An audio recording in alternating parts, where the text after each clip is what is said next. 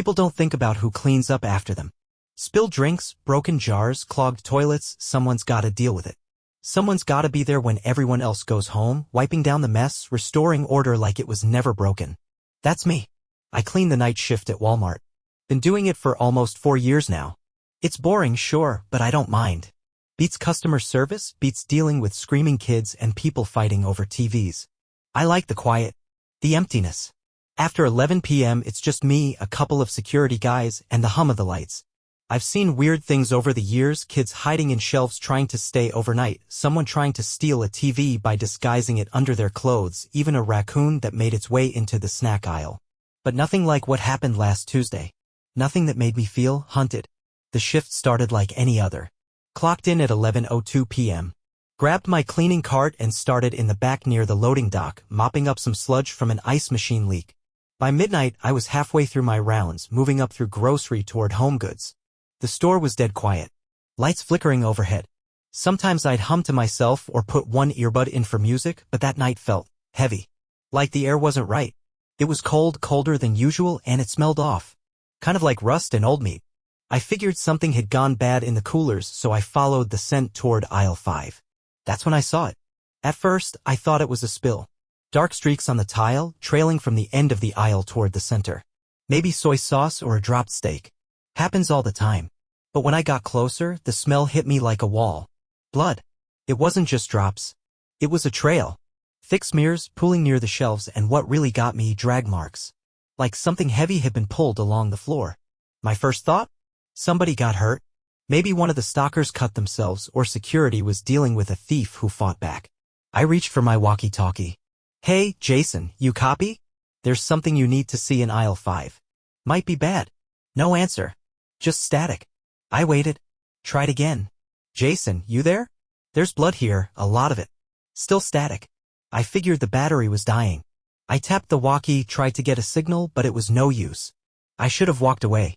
Should have gone straight to the front, found security. But I didn't. The blood, it wasn't fresh. It was drying at the edges, dark and sticky. And something about it just didn't sit right. The drag marks went past aisle 5 toward a part of the store no one really uses anymore. There's this old storeroom behind the shelves, locked, usually. Some kind of overflow space they used to use before they remodeled a few years back. I've never been in there. Never needed to. But the blood led right to the door. I rounded the corner, heart pounding. The door stood slightly ajar. Not much, just an inch. Enough to see blackness beyond it. The metal handle was smeared with a handprint. Wet. I pushed the door open, holding my breath. No lights. Just the beam from my flashlight cutting into the dark. The room was filled with old equipment, broken displays, pallets of boxes, shelves stacked with junk. The smell inside was unbearable, rotten, metallic, like something had died long ago and never been found. I stepped inside. That's when my foot slipped. I looked down. Blood. Everywhere. A massive puddle, sticky and cold, seeping between the floor tiles. In the middle of the room lay something wrapped in plastic. Human-sized. Motionless. I crouched, shaking, trying to see through the plastic. The flashlight trembled in my hand, casting shadows that seemed to move on their own. Then I saw it. A face, or what was left of one. Pale, eyes open, mouth twisted. It was Kevin, one of the day shift stalkers. And he was missing his hands. I stumbled back, almost falling, heart hammering in my chest. I grabbed my walkie, hit the call button hard. Jason. Someone's dead back here. I need help now. Static again. Then crackling. And a voice. But it wasn't Jason. It wasn't anyone I knew. Just a whisper, low and hollow. You shouldn't be here. The walkie died in my hand. I ran. Out of the room, slipping in the blood, back into the aisles. But the store was different. The lights flickered violently. The air was colder. Wrong. And somewhere behind me I heard it. Cartwheels. Turning. Not fast. Not slow. Just steady. I don't remember how far I ran. The aisles stretched out in every direction, warping in the flickering light. I tripped over a mop bucket, skidded across the tiles, scrambled back to my feet. The store felt alive. Not in some supernatural, ghostly way. Physically alive. Like the walls were breathing. Like the floor pulsed under my feet with every step. The cart wheels behind me never sped up, never slowed down. Just that steady, metallic click, click, click, echoing off the shelves. Following. I grabbed the edge of an end cap for balance, knocking over a display of cereal boxes that spilled around me like toppled bricks. I didn't care. I just needed to get to security. Jason, the other guard. He was my only shot. I bolted past the registers, toward the side hallway that led to the security office. My lungs were on fire, heart hammering like it was trying to punch through my ribs. I turned the corner and slammed to a stop. The door was gone. No office. No hallway. Just a blank wall where it had been. I blinked, disoriented, retraced my steps, thinking maybe I took a wrong turn in the panic. But no, the whole layout of the store had changed. I wasn't in Walmart anymore. Not the one I knew. This was something else. I spun around, desperate. Jason! I yelled, voice cracking. If you can hear me, I need help. Someone's dead. Something's wrong. Silence. Then my walkie crackled to life again. Static, followed by a single word. Inventory. That same dead voice. Not Jason. Then the walkie let out a shriek. A piercing metallic noise like a power tool against bone. I threw it. Hard. It shattered against a pillar and went silent. I pressed against the wall, trying to think. This had to be a nightmare, a breakdown. Maybe I was sick. Maybe I hit my head. But the smell, that awful stench of bleach and rotted meat, was real. The blood on my shoes was real. And then I noticed it. Footprints in the blood. Leading away from me, further into the store. Bare feet. Small. Human. But Kevin's body was back there. And the only other people in the building should have been me and Jason. And Jason wouldn't be barefoot. I followed. I didn't want to, but my legs moved anyway, like something was pulling me forward, like I had to see. The prints led into sporting goods. The air grew heavier, colder. My flashlight flickered. I passed rows of bikes, treadmills, stacks of soccer balls. The footprints curved around the corner, stopping at the tent display. 4 or 5 demo tents, pitched for customers to inspect. One of them was unzipped, half open, and something was breathing inside. Slow, wet, labored. I froze. Jason! I croaked, though I already knew it wasn't. No answer. Just the sound of plastic shifting. Something dragging across the floor. I took one step closer. The flashlight trembled in my hand, shaking like my bones were vibrating. Inside the tent, I saw a face. Not Kevin. Not Jason. Mine. A mirror, propped up against the inside wall. And reflected in it, I was smiling. But I wasn't. And behind me in the reflection, Jason, or what was left of him. Eyes gone. Mouth slack. His vest soaked in blood. And something tall, inhuman, standing over him. Arms too long. Legs bent wrong. Face smooth. Featureless. Except for the hole where the mouth should be. Like a receipt printer. I screamed, staggered back. The tent collapsed inward, the frame crumpling like paper. I ran. Didn't stop. The store wasn't letting me out. I knew that now. The walls moved, the aisles twisted. And whatever that thing was, it was hunting me. I reached the front entrance, praying for the automatic doors to work. They didn't. Just stood there, motionless. Behind the glass, I could see the parking lot. Empty, except for rows of carts, lined up perfectly. Waiting. And in the middle of them, a body. Jason. Pinned to a cart rack, his arms outstretched. His body wrapped in receipt paper. On his chest, a tag. Item number 00022, returned. I pounded the glass. Screamed. Help! Someone! Help me! No one came. But behind me, I heard it again. The cart wheels turning. And this time they weren't alone. Footsteps. Heavy. Wet. Getting closer. I don't know how long I stood there, hands flat against the cold glass doors, heart pounding, watching Jason's body sway in the dark. The receipt paper wrapped around his limbs fluttered in the wind, printed with lines I couldn't read from here, but I already knew what they said. Returned. The same way I'd been marked. The same way Kevin's foot had been tagged, even as it lay dismembered in the back room. We were never employees. We were stock. And I was next. I turned around slowly, praying the cartwheels I heard before weren't real. They were. One cart, moving on its own. Squeaking slow. It stopped 10 feet away, facing me like a person would. There was something inside it now. I took a step closer. Couldn't help it. A mirror. Small. Propped against the plastic. My reflection stared back, pale, wide-eyed. Then it moved. Not me. The reflection smiled, that same smile I'd seen in the tent display. Then it held something up. My time card. Punched in. Punched out. Start, 11:02 p.m. End. And on the bottom, newly printed in bold. Inventory incomplete. Item number 00119, awaiting processing. I ran. Didn't know where, didn't care. The store was shifting around me. Aisles that used to go one way now turned another. Shelves seemed to grow taller, casting shadows like walls.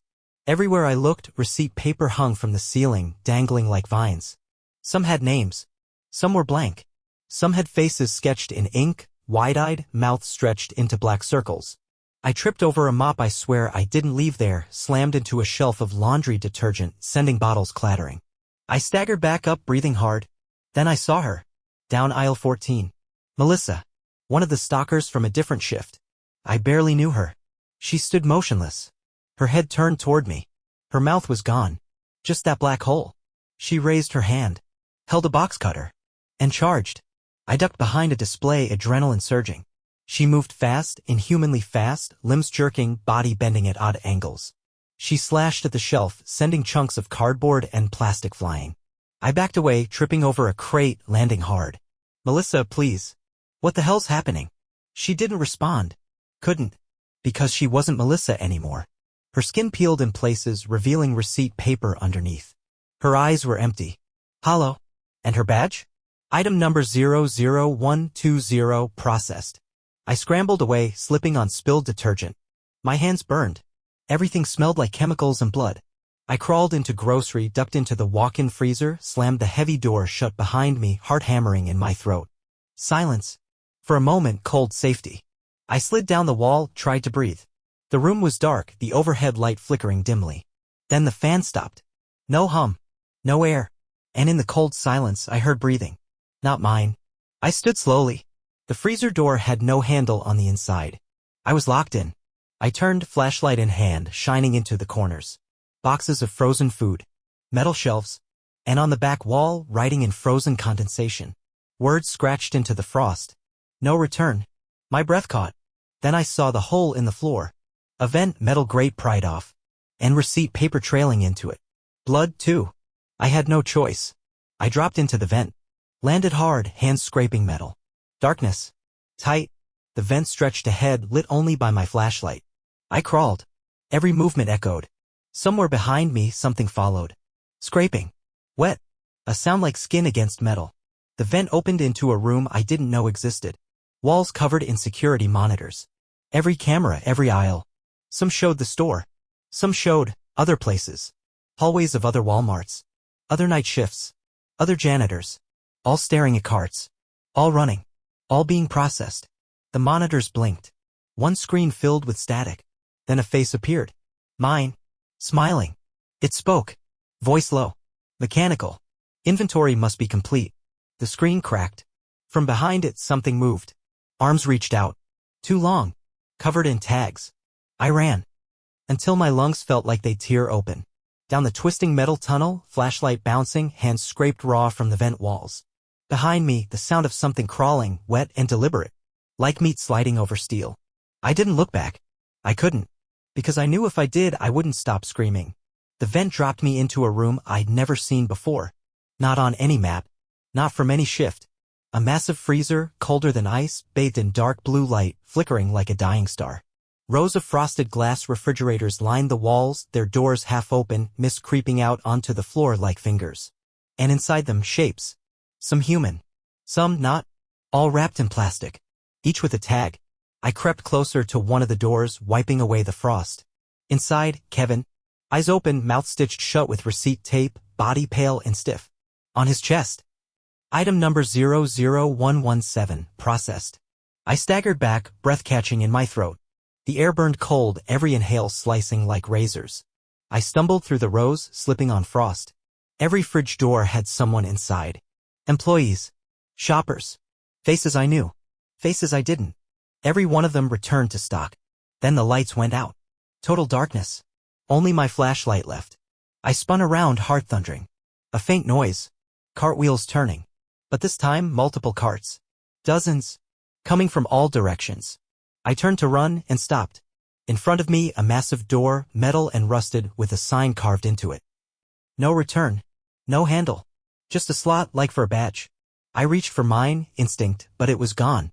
My chest burned. I looked down. Nothing there. Just bare skin. But something beneath it pressing outward. I dug my nails into my skin, screaming, pulling at my own flesh until I felt plastic. I tore it free. My badge embedded in my chest. Still warm. I shoved it into the slot. The door groaned, heavy chains shifting, and opened just enough for me to squeeze through. Inside, the dark. Thicker than before. Cold enough to make my skin crack. And at the center, a register. Old, covered in dust, the receipt printer still printing. Endless paper spilled from it, coiling on the floor. I picked one up. My name. Over and over.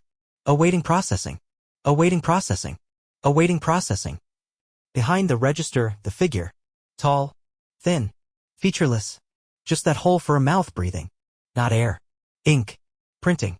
I stepped back. It didn't follow. Instead, it raised one long arm and pointed to a cart. Inside it, a mirror. And in the reflection, me smiling. Holding the box cutter Melissa tried to kill me with. I turned. The door was gone.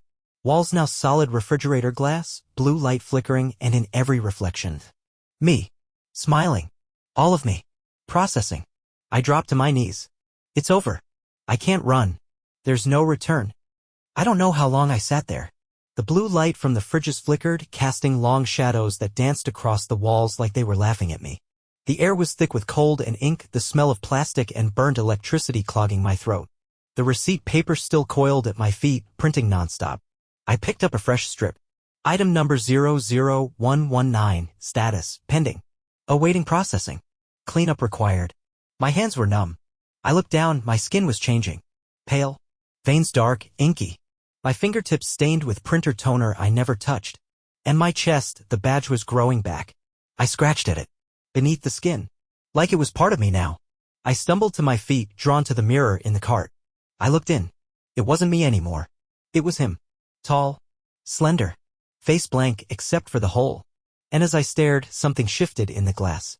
Behind him, behind me, all stretched forever, filled with bodies wrapped in plastic. All of them holding mops, brooms, box cutters. All of them watching. All of them waiting. The intercom crackled. Inventory complete. Cleanup required. Proceed to aisle 9. I stumbled forward, dragged by something inside me. Not fear anymore. Not even confusion. Just purpose. The store shifted around me. Walls sliding. Aisles rearranging. Aisle 9 appeared. Lit by blue strobe lights, floor covered in receipt paper. In the center, a figure on the ground. I stepped closer. Jason. Still breathing. Barely. He reached up, fingers slick with blood. Please, help me. His eyes locked on mine. And for a second I remembered myself. What I was. Who I was. I stepped forward. Then froze. In my hand a box cutter. I didn't pick it up. Didn't feel it. But there it was. Receipt paper wrapped around the handle. On the blade his name. Jason. Item number 00122, final cleanup. I dropped it. Screamed. The intercom exploded in static. Cleanup incomplete. Inventory must be processed. Shift not over. Jason vanished. So did aisle 9. I was alone. Standing in the center of the store, lights above blinding. Every aisle full. Dozens, hundreds of carts. All filled. All watching. And from the shadows, they stepped out. Other janitors. Other guards. All with no faces. All holding mirrors. I saw myself in all of them. And I was smiling. The intercom whispered again. Shift complete. Return to stock. The floor beneath me opened. I fell. Now I'm here. In the fridge. Wrapped in plastic. Tag on my chest. Item number 00119, processed. Status complete. I hear carts moving above. Footsteps. Another janitor. New. Just starting his shift. I hope he runs. I hope he doesn't find the door behind aisle 5. But he will. We all do. Because Walmart never closes. Cleanup never ends. And we're all just inventory. Thank you very much for watching my video to the end. I would be very grateful to you for subscribing to my channel and liking this video. You can also write us your scary story that happened to you or your loved ones, and we will definitely tell it on our channel.